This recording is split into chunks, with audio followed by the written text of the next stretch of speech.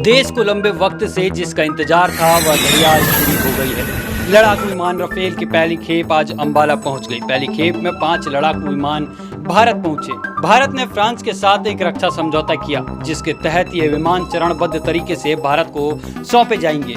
बता दें कि भारत को अब तक 10 राफेल मिले हैं। गौरतलब है कि फ्रांस के साथ 36 राफेल विमानों की खरीद के लिए साल 2016 में समझौता हुआ था।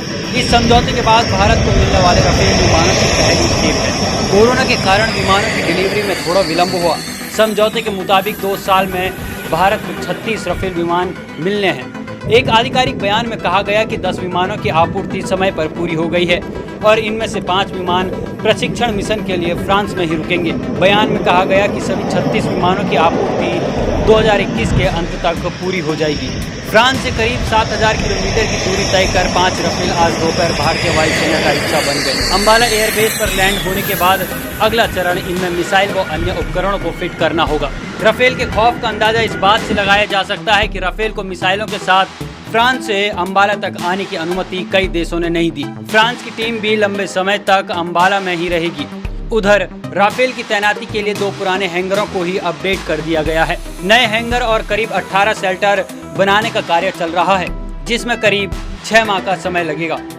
अगर इसके फीचर्स की बात करें तो राफेल ऊंचाई हासिल करने के मामले में दुनिया का सबसे उन्नत लड़ाकू विमान है।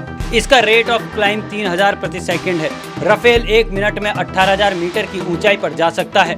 राफेल का कॉम्बैट रेडियस 3700 किलोमीटर है, यानी कि राफेल अपनी उड़ान स्थल से जितनी दूर विमान जाकर सफलतापूर्वक हमला कर सकता है उसे विमान का कॉम्बैट रेडियस कहते हैं।